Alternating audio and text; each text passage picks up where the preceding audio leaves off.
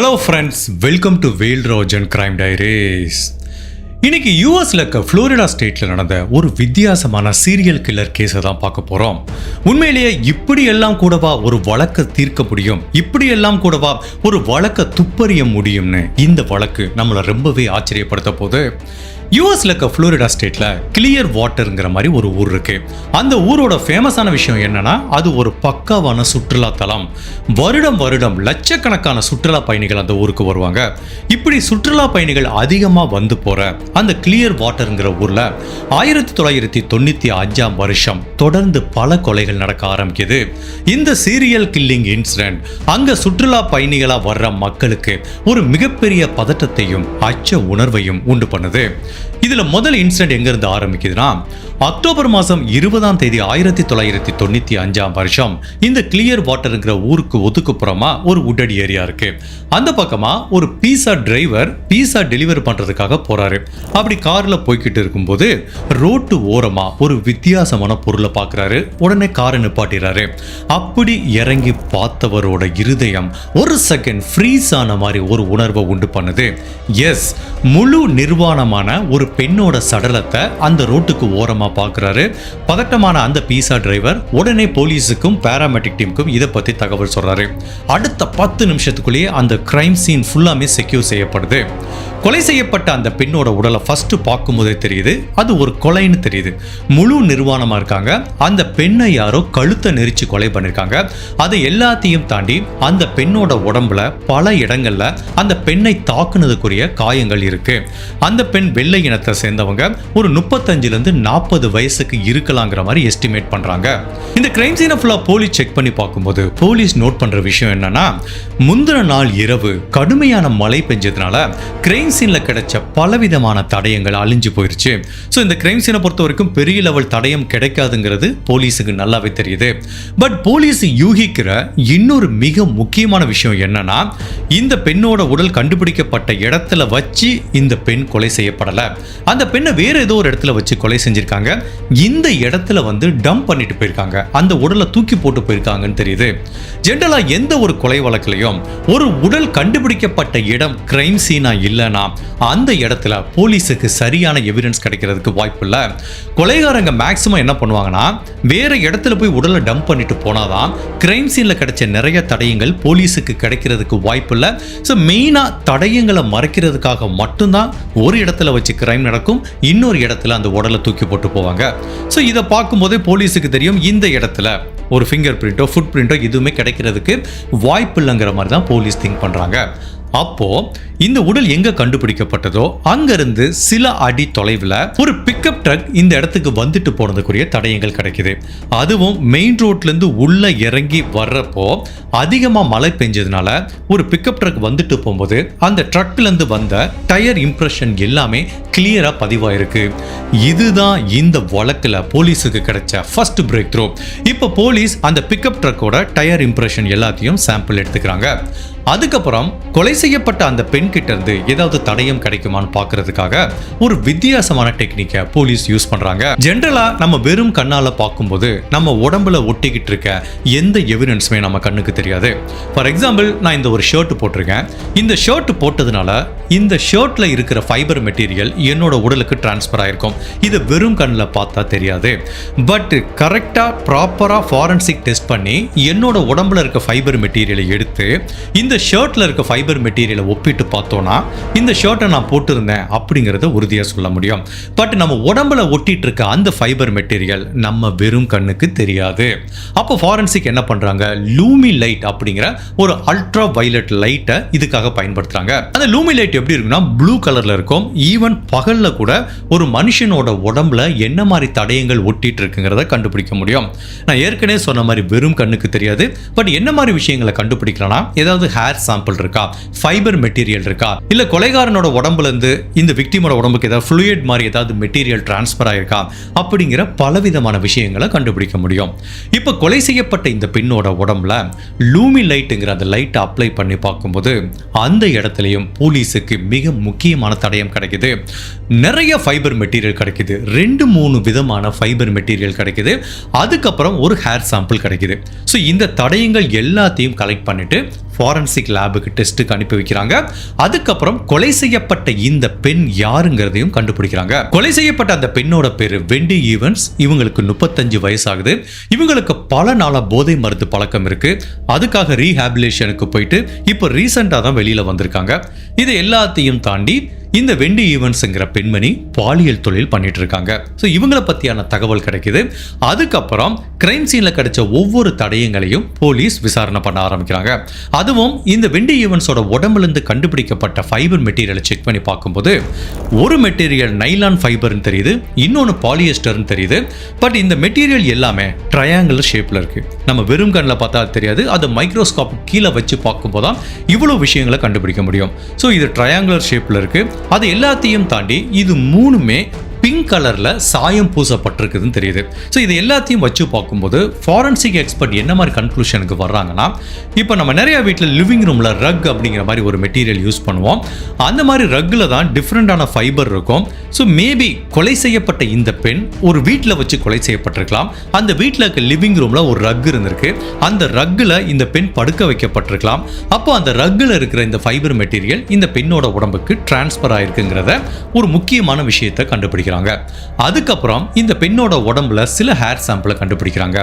But அந்த hair sample ஒரு மனிதனுக்கு சொந்தமானது இல்லை, அது ஒரு நாய்க்குட்டிக்கு சொந்தமானதுன்னு தெரியுது. பக் அப்படின்னு சொல்லப்படுற ஒரு டாக் பிரீட்ல தான் இந்த முடிகள் வந்திருக்குங்கிற இன்னொரு மிக முக்கியமான விஷயத்தையும் கண்டுபிடிக்கிறாங்க. அதே மாதிரி கிரைம் சீன்ல பிக்கப் ட்ரக்ல இருந்து வந்த அந்த டயர் இம்ப்ரெஷனையும் கண்டுபிடிக்கிறாங்க. அதை ஃபாரன்சிக் எக்ஸ்பர்ட் டெஸ்ட் பண்ணி பார்க்கும்போது அந்த 4 டயருமே நல்லா கொஞ்சம் புதுசா இருக்கிற மாதிரி தெரியுது. அந்த டயரோட மாடல் என்னங்கிறத கண்டுபிடிக்கிறாங்க. ஃபயர் ஸ்டோன் ரேடியல் ATXங்கிற ஒரு யூனிக்கான மாடல்ல தான் இந்த பிக்கப் ட்ரக்குக்கு அந்த டயர் வந்திருக்கு அப்படிங்கிறதையும் கண்டுபிடிக்கிறாங்க. இவ்வளவு தடயங்களை வச்சு இந்த வெண்டி ஈவன்ஸ்ங்கிற பெண்ணை யாரு கொலை பண்ணாங்க அப்படின்னு போலீஸ் தேடிட்டு இருக்கும்போது வெண்டி ஈவன்ஸ் கொலை செய்யப்பட்டு கரெக்டா 1 மாசம் கழிச்சு நவம்பர் மாசம் 1995 வருஷம் இதே கிளியர் வாட்டர்ங்கிற ஊருக்கு ஒதுக்குப்புறமா வெண்டி ஈவன்ஸோட உடல் எப்படி கண்டுபிடிக்கப்பட்டதோ அதே மாதிரி பெக்கிங்கிற இன்னொரு பெண்ணோட உடலையும் கண்டுபிடிக்கிறாங்க. அந்த பெண்ணோட உடல் முழு நிர்வாணமா இருக்கு. பட் அன்பார்ச்சுனேட்டா அந்த பெண்ணோட உடலை கண்டுபிடிக்கிறப்போ அவங்க கொலை செய்யப்பட்டு 1 வீக் ஆனதுனால அவங்க உடல் ஆல்மோஸ்ட் டீகம்போஸ் ஆனதுனால அந்த 1 வீக் கடுமையான மழைப்பொழிவு இருந்ததுனால இந்த பெக்கியோட கிரைம் சீன்லயும் சரி அந்த பெக்கியோட உடம்புல இருந்தும் எந்த விதமான ஃபாரன்சிக் தடயங்களையும் கண்டுபிடிக்க முடியல. பட் இந்த பெக்கி என்ன பண்றாங்கன்னு போலீஸ் விசாரணை பண்ணும்போது வெண்டி ஈவன்ஸ் மாதிரி இவங்களும் பாலியல் தொழில் பண்ணிட்டு இருக்காங்கன்னு தெரியுது. பெக்கியும் வெண்டி ஈவன்ஸ் எப்படி கொலை செய்யப்பட்டாங்களோ அதே மாதிரி கடுமையா தாக்கப்பட்டு கழுத்தை நெரிச்சு தான் கொலை செய்யப்பட்டிருக்காங்க. பட் இந்த 2 கொலைக்கும் இருக்கிற ஒற்றுமை என்ன அப்படின்னா, இவங்களை கொலை பண்ண அந்த கொலைகாரன் கடைசியில இந்த 2 பெண்கள் கிட்டையும் தவறா நடக்கல. அந்த 2 பெண்களையும் ஒரே பேட்டர்ன்ல கொலை பண்ணதுனால மேபி இந்த 2 பெண்களையும் கொலை பண்ணது ஒரே கொலைகாரனா இருக்கிறதுக்கு நிறைய வாய்ப்பு இருக்குங்கிற மாதிரி தான் போலீஸ் திங்க் பண்றாங்க. பட் ஒரே பேட்டர்ன்ல பலவிதமான கொலைகள் அதுவும் அடுத்தடுத்த மந்த் நடக்கிறதுனால போலீஸுக்கு ஒரு விஷயம் மட்டும் நல்லா புரியுது. கூடிய விரைவில் இந்த கொலைகாரனை நம்ம பிடிக்கலனா இந்த மாதிரி முழு நிர்வாணமா பலவிதமான பெண்களோட சடலங்களை நம்ம கண்டுபிடிக்க நேரிடுங்கிறது மட்டும் போலீஸுக்கு நல்லாவே தெரிஞ்சிருக்கு. வெண்டி ஈவன்ஸ் அண்ட் பெக்கிங்கிற இந்த 2 பெண்களை கொலை பண்ண அந்த கொலைகாரன் யாரு? இந்த கொலைகாரன் இந்த 2 கொலையோட நிப்பாட்டிக்கிட்டானா இல்ல அடுத்து பல கொலைகள் பண்ணானா அப்படிங்கறத நம்ம தெரிஞ்சுக்கிறதுக்கு முன்னாடி உங்க டைம் 2 செகண்ட்ஸ் எனக்காக ஸ்பெண்ட் பண்ணி என்னோட வீடியோஸ் உங்களுக்கு பிடிச்சிருந்துச்சுன்னா லைக் பண்ணிட்டு கமெண்ட் பண்ணுங்க. இன் கேஸ் என்னோட சேனலை இது வரைக்கும் நீங்க சப்ஸ்கிரைப் பண்ணாம பார்த்தீங்கன்னா மறக்காம சப்ஸ்கிரைப் பண்ணி என்ன சப்போர்ட் பண்ணுங்க. ஜெனரலா இந்த மாதிரி ஒரு தொடர் கொலைகள் நடக்குதுன்னா போலீஸ் என்ன பண்ணுவாங்க அப்படின்னா, இனிமேல் இவன் கொலை பண்ணுவான் அப்படிங்கிறதுக்கு சான்ஸ் இருக்கு. பட் இதுக்கு முன்னாடி இதே பேட்டர்ன்ல ஏதாவது கொலை நடந்திருக்கா, ஏதாவது ஒரு வழக்கு தீர்க்க முடியாத வழக்கா இருக்காங்கிற மாதிரி டெஸ்ட் பண்ணுவாங்க. அது எதுக்குன்னா, இப்போ நம்ம கண்டுபிடிக்கப்பட்ட கொலை தான் இந்த சீரியல் கில்லர் ஃபர்ஸ்ட் பண்ணானா இல்ல பல வருடங்களா இதை தொடர்ந்து பண்ணிக்கிட்டு இருக்கானாங்கிறத தெரிஞ்சுக்கிறதுக்காக பல விதமான கோல்டு கேஸை போலீஸ் ரெஃபர் பண்ணி பார்ப்பாங்க. அப்படி இந்த கிளியர் வாட்டர் போலீஸ் போலீஸ் பல ரெக்கார்டை செக் பண்ணி பார்க்கும்போது 16 மாசத்துக்கு முன்னாடி லடோனாங்கிற ஒரு பெண் கொலை செய்யப்பட்டிருக்காங்க. இதே மாதிரி தான் ரோட்டு ஓரத்துல அந்த பெண்ணோட முழு நிர்வாண சடலத்தை கண்டுபிடிச்சிருக்காங்க. அந்த பெண்ணோட சடலத்தை போலீஸ் கைப்பற்றப்போ அது ஆல்மோஸ்ட் டீகம்போஸ் ஆயிருந்திருக்கு. அந்த கிரைம் சீன்ல இருந்தோ அந்த பெண்ணோட உடல்ல இருந்தோ எந்த விதமான தடயங்களையும் போலீஸால கலெக்ட் பண்ண முடியல. இந்த லடோனாவும் பாலியல் தொழில் பண்ற பெண்ணா தான் ஒர்க் பண்ணிட்டு இருந்திருக்காங்க. சோ அந்த லடோனாவும் இதே மாதிரி தான் கழுத்தை நெரிச்சு கொலை செய்யப்பட்டிருக்காங்க. இப்ப இந்த 3 கொலைகள் பேட்டர்னை வச்சு பார்க்கும்போது இந்த கொலைகாரன் அக்டோபர் மாசத்திலிருந்து கொலை பண்ணல, ஈவன் 94ஆம் வருஷத்திலிருந்து இந்த கொலையை பண்ணிருக்கான். மேலும் லடோனாங்கிற அந்த பெண்ணை கொலை பண்ணவனும் இப்போ வெண்டி ஈவன்ஸ் அண்ட் பெக்கிங்கிற பெண்களை கொலை பண்ணவனும் ஒரே கொலைகாரனா இருக்கிறதுக்கு தான் நிறைய வாய்ப்பு இருக்குன்னு போலீஸ் திங்க் பண்றாங்க. போலீஸை பொறுத்த வரைக்கும் அவங்க கிட்ட இருக்க ஸ்ட்ராங்கான தடயமா பாக்குறது இந்த வெண்டி ஈவன்ஸ்ங்கிற பெண்ணோட உடம்புல கண்டுபிடிக்கப்பட்ட ஃபைபர் மெட்டீரியல் தான். பட் அந்த ஃபைபர் மெட்டீரியலை வச்சு மட்டும் கொலைகாரனை நம்மளால நெருங்க முடியுமா? வேற ஏதாவது நம்ம மிஸ் பண்ணிருக்கமான போலீஸ் அந்த கொலைகாரனை கண்டுபிடிக்க முயற்சி பண்ணும்போது அதே கிளியர் வாட்டர்ங்கிற ஊர்ல இன்னொரு கொலை நடக்க ஆரம்பிக்குது. இதே மாதிரி ஊருக்கு ஒதுக்குப்புறமா சிந்தியாங்கிற ஒரு பெண்ணோட முழு நிர்வாணமான சடலத்தை கண்டுபிடிக்கிறாங்க. மற்ற 3 விக்டிமும் எப்படி கொலை செய்யப்பட்டாங்களோ அதே மாதிரி தான் கழுத்தை நெரிச்சு இவங்க கொலை செய்யப்பட்டிருக்காங்க. இந்த சிந்தியாங்கிற பெண்மணியும் பாலியல் தொழில் தான் பண்ணிட்டு இருக்காங்க.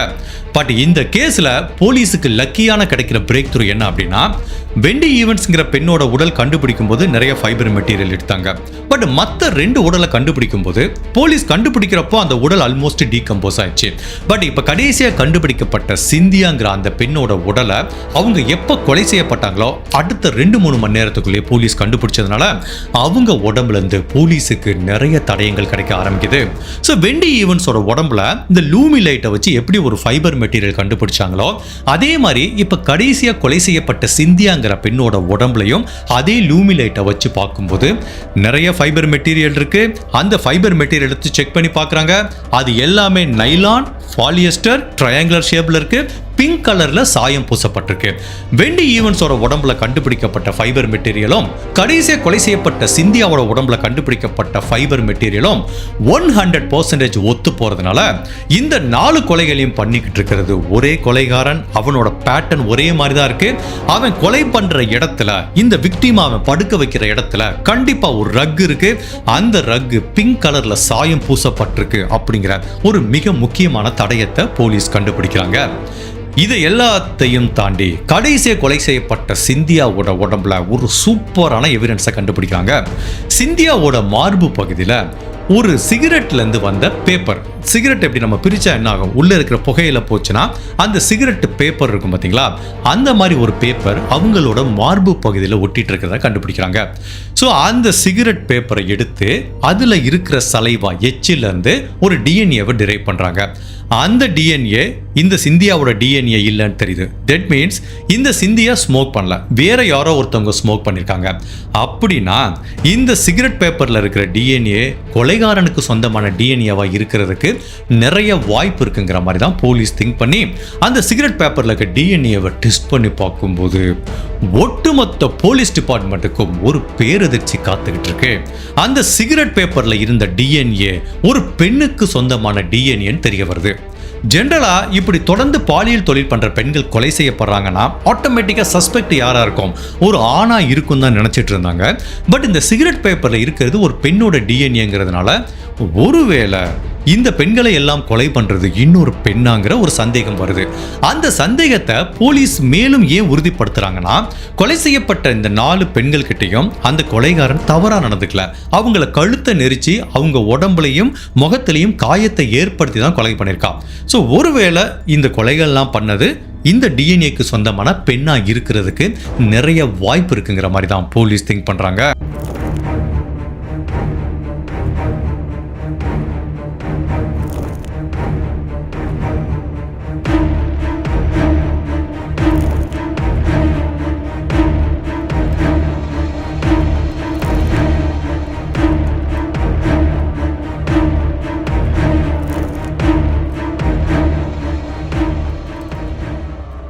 இப்போ போலீஸ் இந்த ரக்கை வச்சோ இல்லைன்னா அதுக்கப்புறம் இந்த டிஎன்ஏ வச்சோ கொலைகாரனை நெருங்க முடியல. பட் கொலைகாரன் ஒரு பிக்கப் ட்ரக் வச்சிருக்கான். அதோட டயரோட இம்ப்ரெஷன் வெண்டி ஈவன்ஸ்ங்கிற பெண்ணோட கிரைம் சீன்ல கிடைச்சது. பட் அந்த டயரை எல்லாருமே ஃபாரன்சிக் எக்ஸ்பர்ட் அனலைஸ் பண்ணி பார்க்கும்போது அது ஃபயர் ஸ்டோன் ரேடியல் ஏடிஎக்ஸ்ங்கிற ஒரு வகையை சேர்ந்த டயர்னு கண்டுபிடிக்கிறாங்க. சரி, ஓகே, புளோரிடா ஸ்டேட்ல அந்த டயரை யாரெல்லாம் டீலர்ஷிப் வச்சிருக்கா, அந்த டயரை இப்போ ரீசெண்டாக யாரெல்லாம் வாங்கினாங்கன்னு ஒரு ஸ்டாட்டிஸ்டிக்ஸ் எடுக்கும்போது போலீஸுக்கு ஒரு மிக முக்கியமான பிரேக் த்ரூ கிடைக்குது. ஃபயர் ஸ்டோன் ரேடியல் ஏடிஎக்ஸ்ங்கிற இந்த டயரை புளோரிடால ரொம்ப குறைவான பேர் தான் யூஸ் பண்ணுவாங்க. ஈவன் இந்த கிளியர் வாட்டருங்கிற ஊருக்கு ஒரே ஒரு டீலர்ஷிப்ட இருந்து தான் டயரை சேல் பண்றாங்கிறத கண்டுபிடிக்கிறாங்க. இப்போ அந்த டீலர் போய் பார்க்குறாங்க, கிளியர் வாட்டருங்கிற அந்த ஊருக்கு இப்போ ரீசெண்டாக இந்த ஃபயர் ஸ்டோன் ரேடியல் ஏடிஎக்ஸ் டயரை எப்போ சேல் பண்ணீங்க, யாருக்கு சேல் பண்ணீங்கன்னு சொல்லும்போது அவர் என்ன சொல்றாருன்னா, சார் நான் ஒரு 2-3 பேருக்கு தான் சார் சேல் பண்ணேன், அந்த டயர் மூவே ஆகலைன்னு சொல்லிட்டு இப்போ ரீசெண்டாக அவர் யாருக்கெல்லாம் சேல் பண்ணாருன்னு ஒரு லிஸ்ட்டை கொடுக்குறாரு. அப்படி அந்த லிஸ்ட்டை ஃபுல்லாக போலீஸ் பார்த்துட்டு வரும்போது அதில் 4 பேருமே பிக்கப் ட்ரக்குக்காண்டி தான் இந்த டயரை வாங்கியிருக்காங்க. 3 பேர் ஆண்கள், அதில் ஒரே ஒருத்தர் பெண்மணி. டெரி ஜோங்கிற ஒரு பெண்மணி தான் இந்த டயரை கொஞ்ச நாளைக்கு முன்னாடி அவங்க பிக்கப் ட்ரக்குக்கு வாங்கியிருக்காங்க. இந்த டெரி ஜோங்கிற பெண்மணி யாருன்னு போலீஸ் விசாரணை பண்ணும்போது அவங்களுக்கு பல நாள் போதை மருந்து பழக்கம் இருந்ததுனால அதுக்காக அந்த ரீஹாபிலேஷன் சென்டருக்கு போயிட்டு வந்திருக்காங்க. அதுக்கப்புறம் அவங்க முன்னாடி பாலியல் தொழில் பண்ற பெண்ணாவும் இருந்திருக்காங்க. பட் இப்போ அமைதியான ஒரு வாழ்க்கையை வாழ்ந்துட்டு இருக்காங்க. அவங்களுக்கு ஜேம்ஸ் ரேண்டல்ங்கிற ஒரு பாய் ஃப்ரெண்டும் இருக்கான். இப்போ போலீஸுக்கு ஒரே குழப்பமா இருக்கு. இதுக்கு முன்னாடி பாலியல் தொழில் பண்ணியிருக்காங்க, இப்போ அந்த பெண் தான் இந்த 4 பேரையும் கொலை பண்ணாங்களா அப்படிங்கிறத போலீஸ் உறுதிப்படுத்துறதுக்காக அந்த டெரி ஜோங்கிற பெண்ணை 24 மணி நேரமும் கண்காணிக்க ஆரம்பிக்கிறாங்க. அப்படி அந்த பெண்ணை கண்காணிக்கும் போது அவங்க கிட்ட ஒரு பிக்கப் ட்ரக் இருக்கு. அந்த பிக்கப் ட்ரக்ல இருக்க 4 டயருமே போலீஸ் சந்தேகப்படுற மாதிரி ஃபயர் ஸ்டோன் ரேடியல் ஏடிஎக்ஸ் அப்படிங்கிற டயர் தான். இப்போ அந்த கார் டயர் இம்ப்ரெஷனை எடுத்து நம்ம செக் பண்ணி பார்த்தா மேபி இவங்க தான் கொலை பண்ணிருப்பாங்கிறத கண்டுபிடிக்கிறதுக்கு வாய்ப்பு இருக்கு. இப்போ போலீஸ் அந்த பிக்கப் ட்ரக்ல இருக்க டயரோட இம்ப்ரெஷனை நம்ம எப்படி எடுக்கிறதுன்னு 24 மணி நேரம் கண்காணிக்கும் போது இந்த டெரி ஜோவோட காதலர் ஜேம்ஸ் ரெண்டல்ங்கிற நபர் ஒரு நாள் ஒரு டயர் ஷாப்புக்கு வந்து என்னோட கார் இந்த பிக்கப் ட்ரக்ல இருக்க பின்னாடி இருக்க 2 டயரையும் மாத்தணும், அது கொஞ்சம் ப்ராப்ளம் பண்ணிட்டே இருக்குன்னு சொல்லும்போது இதை தொலைதூரத்துல இருந்து போலீஸ் டிபார்ட்மெண்ட் வாட்ச் பண்ணிட்டு இருக்காங்க. அப்போ இவனோட பேக்ல இருக்க அந்த டயரை வந்து கம்ப்ளீட்டா ரீப்ளேஸ் பண்ணிட்டு புது டயரை மாத்தி விட்டுறாங்க. இப்போ உடனே போலீஸ் அந்த டயர் கம்பெனியை காண்டாக்ட் பண்ணி அவனோட பழைய டயரை வாங்கிக்கிறாங்க. இப்போ அந்த பழைய டயரையும் கிரைம் சீன்ல கிடைச்ச இம்ப்ரெஷனையும் செக் பண்றதுக்காக கம்பேர் பண்றதுக்காக போறாங்க. ஒரு டயர் இம்ப்ரெஷனை எப்படி கிரைம் சீன்ல இருந்து எடுத்த அந்த மோல்டு அச்சோட கம்பேர் பண்ணி பார்ப்பாங்கன்னா நீங்க நல்லா பாத்தீங்கன்னா தெரியும், டயர்ல அங்கங்க அப்படி கட்டா இருக்கும். இதுக்கு பேர் வந்து சைப்ஸ் அப்படிங்கிற மாதிரி சொல்லுவாங்க. இந்த சைப்ஸ் வந்து நம்ம வெறும் கண்ணில் பார்க்கும்போது ஒவ்வொரு டயருக்கும் ஒரே மாதிரி இருந்தா கூட அந்த சைப்ஸோட பேட்டர்ன் ஒவ்வொரு டயருக்கும் வித்தியாசப்படும். அதுவும் ஒரு டயர் யூசேஜுக்கு வரும்போது ஒவ்வொரு வெஹிக்கிளுக்கும் ஒரு வெயிட் இருக்கும், அதுல பயன்படுத்துற முறைகள் வேற மாதிரி இருக்கும். சில பேர் அதிகமான வெயிட்டை பயன்படுத்துவாங்க, சில பேர் கம்மியான வெயிட்டை பயன்படுத்துவாங்க. அப்ப என்ன ஆகுனா இந்த டயர்ல இருக்க சைப்ஸ் அப்படிங்கிற அந்த கட்டு என்ன ஆகுனா கொஞ்சம் கொஞ்சமா தேய ஆரம்பிக்கும். பட் அந்த சைப்ஸ் கட்டு வந்து தேயிற பேட்டர்ன் ஒவ்வொரு வெஹிக்கிளுக்கும் மாறுபடும். இப்போ நீங்க அதிகமான வெயிட்டை வச்சு ஒரு டயரை யூஸ் பண்ணும்போது அந்த கட்டு சைப்ஸ் வந்து வேற மாதிரி தேய ஆரம்பிக்கும். குறைவான வெயிட்டை வச்சு அந்த டயரை யூஸ் பண்ணீங்கன்னா வேற மாதிரி அது குறைய ஆரம்பிக்கும். அது போக நம்ம எந்த இடத்துல டிராவல் பண்றோம், எப்படி டிராவல் பண்றோம், எப்படி டிரைவ் பண்றோங்கிறத பொறுத்து இருக்கு. ஸோ இந்த கார் டயர்ல இருக்கிற அந்த சைப்ஸுங்கிற கட்டிங்கை வச்சு தான் இந்த டயர் இம்ப்ரெஷனையும் இதையும் ஒப்பிட்டு பார்ப்பாங்க. அதுக்கப்புறம் வித்தியாசமா இன்னொன்று என்ன பண்ணுவாங்கன்னா, நீங்க நிறைய பார்த்துருக்கீங்க, கார் டயர் ஓடிட்டு இருக்கும்போது அந்த டயர் கேப்ல பார்த்தீங்கன்னா ஒரு கல் போய் மாட்டிக்கும். அந்த கல் அவ்வளோ சீக்கிரம் வராது, உள்ளேயே ஈவன் பல மாதங்களாக கூட அந்த கல் இருக்கும். இப்போ இவனோட அந்த பேக் வீல் 2 டயரையும் போலீஸ் எடுத்துட்டு வந்தாங்களே, அதை கிரைம் சீன்ல செக் பண்ணி பார்க்குறாங்க. ஃபர்ஸ்ட் ஆஃப் ஆல் இந்த சைப்ஸ் அப்படிங்கிற கட்டிங்கை வச்சு செக் பண்ணி பார்க்குறாங்க. அதுக்கப்புறம் அந்த கிரைம் சீன்ல கிடைச்ச அந்த பிக்கப் ட்ரக்கோட டயர் இம்ப்ரெஷன்ல ஒரு இடத்துல மிகப்பெரிய கேப் இருக்கு. தட் மீன்ஸ் அந்த இடத்துல ஸ்பெசிஃபிக்கான அந்த டயர்ல ஒரு கல் மாட்டிட்டு இருக்கிறதா இந்த இம்ப்ரெஷன் காட்டுது. பட் அதே டயர்ல அதே இடத்துல இவனோட இந்த ஜேம்ஸ் ரேண்டல்ங்கிற காதலரோட பிக்கப் ட்ரக்கோட பேக் வீல்ல ஒரு கல் இருக்கிறத பார்க்குறாங்க. ஸோ இது ரெண்டும் தான் மிக முக்கியமான தடயமாக பார்க்கப்படுது. ஓகே, இப்போ அந்த பிக்கப் ட்ரக்ல இருந்து கலட்டப்பட்ட பின்னாடி ரியர் வீல் ரெண்டுமே டெஸ்ட் பண்ணி பார்த்துட்டாங்க. பட் ஃப்ரண்ட் வீலை அவங்களால டெஸ்ட் பண்ணி பார்க்க முடியல. ஏன்னா அந்த டெரிஜோவோட காதலர் என்ன பண்ணியிருக்கான், பேக் வீலை மட்டும் மாற்றிருக்கான். இப்போ அவனோட ஃப்ரண்ட் வீலும் அவங்களுக்கு வேணும். அப்போ போலீஸ் வித்தியாசமான ஒரு டெக்னிக் யூஸ் பண்ணுறாங்க. இந்த டயர் கம்பெனி உதவியோட அந்த டெரிஜோங்கிற பெண்மணிக்கும் அவங்க காதலருக்கும் கால் பண்ணுறாங்க. என்ன சொல்கிறாங்கன்னா, நீங்கள் ஒரு 2 நாளைக்கு முன்னாடி எங்கள் எங்கள் டயர் கம்பெனிக்கு வந்து பேக் வீல்லாம் மாற்றிட்டு போனீங்க, அதில் நாங்கள் ஒரு சின்ன தவறு பண்ணிட்டோம், தப்பான ஒரு டயரை உங்களுக்கு மாற்றிட்டோம். ஸோ எங்கள் மேலே தான் தப்பு, அதுக்கு நாங்கள் முழுவதுமாக மன்னிப்பு கேட்டுக்கிறோம்.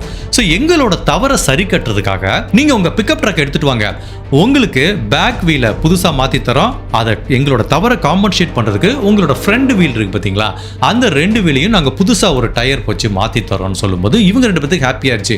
பரவாயில்லையே, நம்மளுக்கு 2 டயர் ஃப்ரீயாக கிடைக்குதுன்னு இந்த பிக்கப் ட்ரக் எடுத்துகிட்டு போகிறாங்க.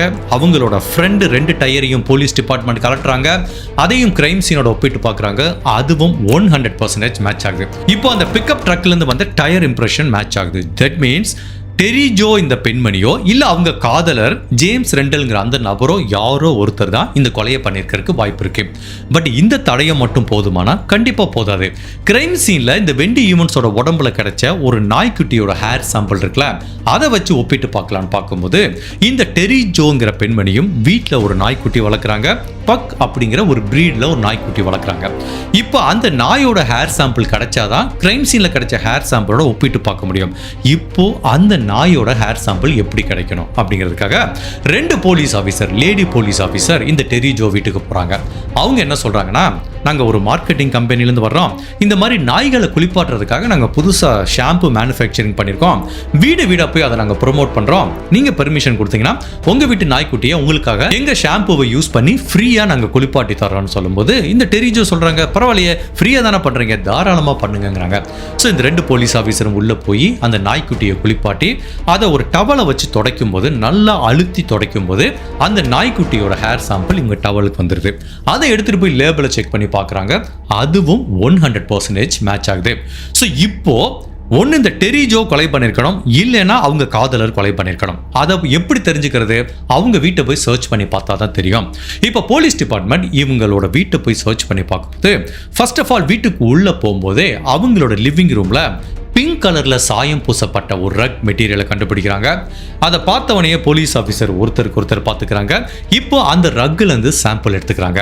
அதுக்கப்புறம் அவங்க வீட்டில் போலீஸ் நோட் பண்ற விஷயம் என்ன அப்படின்னா, எங்க பார்த்தாலும் சிகரெட் பேப்பரா இருக்கிறத கண்டுபிடிக்கிறாங்க. அது டெரி ஜோட்ட கேட்குறாங்க, என்னாச்சு உங்க வீட்டில் இவ்வளோ சிகரெட் பேப்பரா இருக்கேன்னு கேட்டதுக்கு டெரி ஜோ என்ன சொல்றாங்கன்னா, எனக்கு ஸ்மோக் பண்ற பழக்கம் இருக்கு, இப்படி ஸ்மோக் பண்ணிட்டு மீதம் இருக்க சிகரெட்டை நான் அங்கங்க தூக்கி போட்டு போயிடுவேன். என்னோட நாய்க்குட்டி, அந்த பக்குங்கிற நாய்க்குட்டி என்ன பண்ணுது, இவங்க தூக்கி போட்ட அந்த சிகரெட் துண்டை கடிச்சு அதுக்கு உள்ள இருக்கிற நிக்கோட்டின்ங்கிற அந்த பொருளை அது சாப்பிட ஆரம்பிக்குது. அதுக்கும் அந்த போதைப் பொருள் பழக்கம் இருக்கு. இவங்க எப்பெல்லாம் ஸ்மோக் பண்ணி தூக்கி போடுறாங்க, அதுவும் அதை கடிச்சு சாப்பிடும்போது அந்த சிகரெட் பேப்பர் இருக்குல்ல, அது எல்லாமே அந்த வீடு ஃபுல்லா சிதறி கிடக்கு. அப்ப போலீஸ் என்ன ஃபீல் பண்றாங்கன்னா, ஓகே, கடைசியாக கொலை செய்யப்பட்ட சிந்தியாங்கிற பெண்மணி இவங்க வீட்டு லிவிங் ரூம்ல வச்சு தான் கொலை செய்யப்பட்டிருக்காங்க. இந்த ரக்கில் தான் படுக்க வச்சிருக்காங்க. அப்போ இந்த வீட்டில் அங்கங்க சிதறி கிடக்கிற சிகரெட் பேப்பர்ஸ் அந்த பெண்ணோட மார்பிள வந்து ஒட்டிக்கிட்டு வாய்ப்பு இருக்கு. ஸோ கண்டிப்பா இந்த 4 பேரும் இந்த வீட்டில் வச்சு தான் கொலை செய்யப்பட்டிருக்காங்க அப்படிங்கிறது உறுதியா தெரியுது. அடுத்தபடியா கடைசியா டிஎன்ஏ டெஸ்டிங்க்கு வராங்க. ஸோ கடைசியா சிந்தியாவோட உடம்புல கண்டுபிடிக்கப்பட்ட சிகரெட் பேப்பர்ல இருந்து எடுக்கப்பட்ட டிஎன்ஏவும் இந்த டெரி ஜோங்கிற பெண்மணியோட டிஎன்ஏவும் 100% ஒத்து போகுது. அப்போ போலீஸ் இந்த டெரி ஜோ கிட்ட விசாரணை பண்ண வரும்போது தான் தெரியுது, டெரி ஜோ என்ன சொல்றாங்கன்னா, சிகரெட் பேப்பர்ல என்னோட டிஎன்ஏ இருக்குங்கிறதுனால நான் எப்படி சார் இந்த பெண்களை கொலை பண்ண முடியும் அப்படின்னு.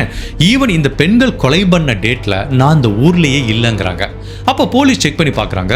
அவங்க சொன்ன மாதிரி இந்த 4 பேரும் கொலை பண்ண டேட்ல இந்த பெண்மணி டெரி ஜோங்கிற பெண்மணி ஊர்லயே இல்லை. பட் அப்போதான் போலீஸ் சந்தேகப்படுறாங்க, இன்கேஸ் டெரி ஜோ அந்த கொலையை பண்ணலனா அவங்க வீட்டில் இருக்க அவங்க காதலர் ஜேம்ஸ் ரேண்டல்ங்கிற நபர் ஏன் இந்த கொலையை பண்ணியிருக்க கூடாது?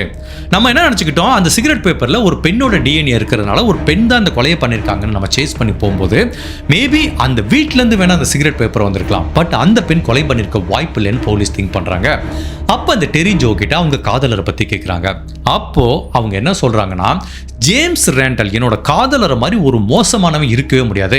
அவன் ஏற்கனவே அவனோட 2-3 கல்யாணம் பண்ணியிருக்கான். அவங்களோட முன்னாள் மனைவியை கொடுமை பண்ண குற்றத்துக்காக பல நாள் ஜெயிலுக்கு போயிட்டு இப்போ பரோலில் தான் வந்திருக்கான். நான் தெரியாமல் அவங்க கூட வந்து மாட்டிக்கிட்டேன். நாங்கள் 2 பேரும் ஒரே வீட்டில் தான் லிவிங் டுகெதரில் இருக்கோம். எப்போ பார்த்தாலும் என்னை கொடுமை பண்ணுவான். எப்போ பார்த்தாலும் அவனுக்கு உடல் ரீதியான தொடர்பில் இருக்கணும். என்னோட விருப்பம் இல்லாட்டா கூட பரவாயில்ல, என்ன ஒரு பொம்மை மாதிரி தான் அவன் யூஸ் பண்ணிட்டு இருக்கான். அடிப்பான், உதப்பான். பட் அவன் இந்த மாதிரி ஒரு 4 கொலைகள் பண்ணுவாங்கிறத என்னால நினைச்சு கூட பார்க்க முடியலங்கிறாங்க. இப்போ இந்த 4 பெண்கள் கொலை பண்ண டேட்டை ஒர்க் அவுட் பண்ணி பார்க்கும்போது என்ன நிகழ்ந்திருக்குன்னா, அந்த 4 டேட்லையும் டெரி ஜோ அவங்களோட அம்மா வீட்டுக்கு போயிருக்காங்க.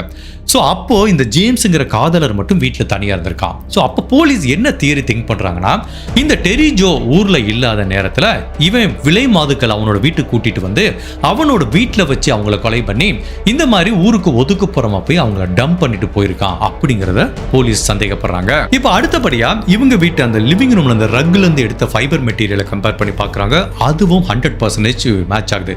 ஸோ இதுல இருந்து ஒரு விஷயம் கிளியரா புரியுது. இந்த 4 பேரும், அந்த 4 பெண்களும் 4 பாலியல் தொழில் பண்ற பெண்களும் இதே வீட்டில் வச்சு தான் கொலை பண்ணிருக்காங்க.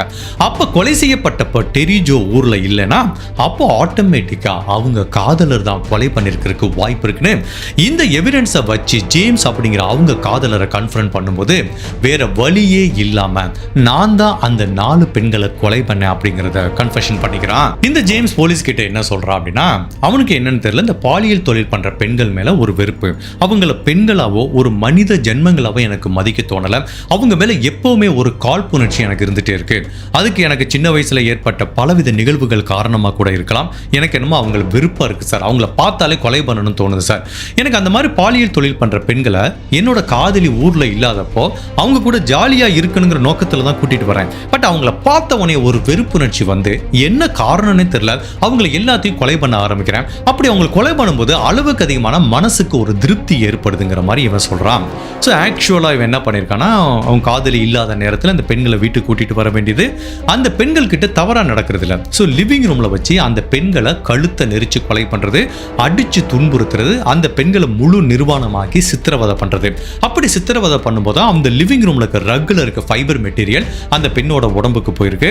ஈவன் கடைசி விக்டிம் கூட அப்போ அந்த வீட்டில் இருந்த அந்த சிகரெட் பேப்பர் தான் அந்த பெண்ணோட உடம்புல ஒட்டியிருக்கு. ஸோ இந்த பெண்களை ஃபுல்லாக கொலை பண்ணி முடிச்சதுக்கு அப்புறம் அவங்க உடலை இவனோட ட்ரக்கில் எடுத்துட்டு போய் ஊருக்கு ஒதுக்குப்புறமா இருக்கிற ஒரு இடத்துல தூக்கி போட்டு போயிடறான். ஜெனரலா அந்த உடலை ஒரு வாரம் லேட்டா கண்டுபிடிக்கும் போது டீகம்போஸ் ஆக ஆரம்பிச்சிருச்சுன்னா ஆப்வியஸ்லி அந்த உடல்ல கிடைக்கிற பல எவிடன்ஸ் வந்து அழிஞ்சு போயிருது. பட் லக்கிலி 2 விக்டிமோட உடல் போலீஸ் சீக்கிரமா கண்டுபிடிச்சதுனால தான் அவங்க உடம்புல இருந்து இந்த ஃபைபர் மெட்டீரியல், அதுக்கப்புறம் ஒரு டயத்துல ஹெவியான மழை பெஞ்சதுனால தான் டயர் இம்ப்ரெஷன் அப்படின்னு என்னதான் சூழ்நிலை இவனுக்கு சாதகமா இருந்தா கூட இயற்கை இவனுக்கு பலமுறை பாதகமா இருந்திருக்கு. அதனால தான் மழை பெஞ்சு என்னதான் கிரைம் சீன்ல எவிடன்ஸ் அழிஞ்சு போனா கூட அன்னைக்கு நல்ல மழை பெஞ்சதுனால தான் இந்த வெண்டி ஈவன்ஸோட பெண்ணோட கிரைம் சீன்ல அவனோட பிக்கப் ட்ரக்கோட தெளிவான டயர் இம்ப்ரெஷனை போலீஸால எடுக்க முடிஞ்சதுக்கு. ஃபைனலா இந்த 4 பேரை கொலை பண்ண வழக்குல இவன் குற்றவாளிங்கிற மாதிரி உறுதி செய்யப்பட்டு அமெரிக்க நீதிமன்றத்துல இவனுக்கு பல ஆயுள் தண்டனை கொடுக்குறாங்க. தட் மீன்ஸ் கன்சிக்யூட்டிவ் லைஃப் சென்டென்ஸ்பாங்க. அந்த கன்சிக்யூட்டிவ் லைஃப் சென்டென்ஸ்னா எப்படி ஒர்க் அவுட் ஆகுனா, இப்போ 4 கேஸில் 4 ஆயுள் தண்டனை கொடுத்துருக்காங்கன்னா அவன் 4 ஆயுள் தண்டனையும் ஒரே நேரத்தில் அனுபவிக்க முடியாது. ஒரு பெண்ணோட வழக்கில் ஆயுள் தண்டனையை அனுபவிப்பான். ஃபார் எக்ஸாம்பிள் அதுக்கு அவனுக்கு ஒரு 25 வருஷம் கழிச்சு பரோல் கிடைக்குதுன்னா அப்போ அந்த 25 வருஷம் கழிச்சு அடுத்த பெண்ணோட ஆயுள் தண்டனையை அனுபவிக்கணும். ஸோ இது எல்லாமே அடுத்தடுத்து நடக்கும். ஸோ தட் மீன்ஸ் இனிமேல் அவன் வாழ்க்கை ஃபுல்லாக ஜெயிலில் தான் இருக்கணும். வெளி உலகத்தை அவன் பார்க்கறதுக்கு வாய்ப்பே இல்லை. இவன் என்னதான் கொடுமைக்காரனா இருந்தா கூட அவன் கூட தங்கி இந்த அந்த டெரி ஜோங்கிற பெண்மணிக்கு இவன் ஒரு 4 கொலை பண்றதுக்கு கேப்பபிள் பர்சனாங்கிறது அவங்களால நம்பவே முடியல. ஜஸ்ட் இமேஜின் பண்ணி பாருங்க, இந்த மாதிரி பெண்களை கூட்டிட்டு வர்றான், கொலை பண்றது அவ்வளவு சாதாரண விஷயமா இருக்கு. அப்படிப்பட்ட நபர் கூட ஒரு பெண் வாழ்ந்துட்டு இருக்காங்கன்னா அவங்க கடைசி வரைக்கும் உயிரோட வெளியில வந்தது எவ்வளவு பெரிய விஷயம். இந்த 4 பேரை கொலை பண்ண அவனுக்கு டெரி ஜோவை கொலை பண்றதுக்கு எவ்வளவு நேரம் ஆயிருக்கும். உண்மையிலேயே டெரி ஜோ ரொம்பவே லக்கி தான் சொல்லணும். இந்த கேஸை பத்தி நான் என்ன ஃபீல் பண்றேன்னா, உண்மையிலேயே இது one of the best forensic case கூட சொல்லலாம். அதுவும் போலீஸ் கிரைம் சீன்ல கிடைச்ச ஒரு குறைவான ஒரு ஃபாரன்சிக் எவிடன்ஸை வச்சு பக்காவா இன்வெஸ்டிகேட் பண்ணிருக்காங்க. நான் நிறைய கேஸ்ல சொல்லியிருக்கேன், கிரைம் சீன்ல கிடைக்கிற ஒவ்வொரு தடயங்களுமே 1000 கதைகள் சொல்லும். அந்த எந்த டிடெக்டிவ் அந்த தடயங்களை கரெக்டா கண்டுபிடிச்சு அந்த ஒவ்வொரு தடயங்களுமே 1000 கதைகள் சொல்லும். அந்த கதைகள் கூட பேச தெரிஞ்ச அந்த தடயங்களோட மொழி தெரிஞ்ச ஒரு டிடெக்டிவால மட்டும்தான் ஒரு கிரைமை சால்வ் பண்ண முடியும். நம்மள மாதிரி சாதாரண பீப்புளுக்கு அதை பார்க்கும்போது சாதாரண தடயமா தெரிஞ்சா கூட அதை கரெக்டா கம்யூனிகேட் பண்ண தெரியணும். பட் இந்த கேஸ்ல போலீஸ் அதை ரொம்ப பெர்ஃபெக்ட்டா பண்ணிருக்காங்க. இந்த கேஸை பொறுத்த வரைக்கும் அந்த டெரி ஜோ அவங்க காதலருக்கு நிறைய விஷயங்கள் பாசிட்டிவா நடக்கிற மாதிரி தெரிஞ்சிருக்கலாம். பரவாயில்லையே, நம்ம பிக்கப் ட்ரக்கோட 2 டயரை மாத்த போனோம், ஏதோ ப்ராப்ளம் இருக்கு, இன்னொரு 2 டயர் ஃப்ரீயா மாத்தி தரோம்னு சொன்னாங்களே, நம்மளுக்கு உண்மையிலேயே நல்ல லக்கு அப்படின்னு நினைச்சிருக்காங்க. அதுக்கப்புறம் பார்த்தீங்கன்னா நாங்க இந்த மாதிரி ஒரு நாய்க்குட்டியோட ஷாம்பு ப்ரமோஷனுக்கு வரோம், உங்க நாயை ஃப்ரீயா குளிப்பாட்டி தரோம்னு சொல்றாங்க. பரவாயில்லையே, அடுத்தடுத்து நம்மளுக்கு நிறைய நல்ல விஷயங்கள் நடந்துட்டு இருக்கேன்னு நினைச்சா கூட இப்படி வாழ்க்கையில ஃப்ரீயா கிடைக்கிற எல்லா விஷயத்துக்கும் முன்னாடி ஒரு பெரிய ஆப்பு இருக்குங்கிறது அவங்களுக்கு தெரியாம இருந்துச்சு. அதுவும் இதை நம்ம லைஃப்ல நிறைய இடத்துல ஃபீல் பண்ணிருப்போம். நம்மளுக்கு ஃப்ரீயா கிடைக்கிற எந்த விஷயமே நம்மளுக்கு ஒரு நிலைச்சி இருக்காது, அது என்னைக்குமே நம்மள ஒரு பேராபத்துல கொண்டு போய் தான் முடிக்கும். பட் இந்த கேஸ்ல போலீஸோட இன்டெலிஜென்ஸ், அந்த டிடெக்டிவோட இன்டெலிஜென்ஸ் நான் 2 இடத்துல பார்க்குறேன். பாருங்களேன், ஃபர்ஸ்ட் வந்து ஒரு டயர் கம்பெனி மாதிரி காண்டாக்ட் பண்ணி அவனோட அந்த ட்ரக்கோட ஃப்ரெண்டு 2 டயரை வாங்குறதுக்கு அவனுக்கு ஒரு ஆஃபர் கொடுக்குற மாதிரி கொடுத்து ஏமாத்துனது. அதுக்கப்புறம் ஒரு 2 லேடி டிடெக்டிவ் நாய்க்குட்டியை குளிப்பாட்ட போற மாதிரி அவங்க வீட்டுக்கு போனது எனக்கு ரொம்பவே ஆச்சரியமா இருக்கு. ஒரு கிரைமை சால்வ் பண்றதுக்கு இப்படியெல்லாம் கூட திங்க் பண்ணி இவ்வளவு தூரம்லாம் போலீஸ் ஆக்டிவா இருப்பாங்களான்னு நினைச்சாலே பயங்கர ஆச்சரியமா இருக்கு. போலீஸ் வேற லெவல்ல ஒர்க் பண்ணி சால்வ் பண்ணப்பட்ட இந்த ஃபாரன்சிக் கேஸை பத்தி நீங்க என்ன நினைக்கிறீங்க? உங்களோட கருத்தை மறக்காம இந்த வீடியோல பதிவு பண்ணுங்க. இந்த மாதிரி அனதர் கேஸ்ல உங்களை சந்திக்கிறேன். Till then, stay safe, take care, bye.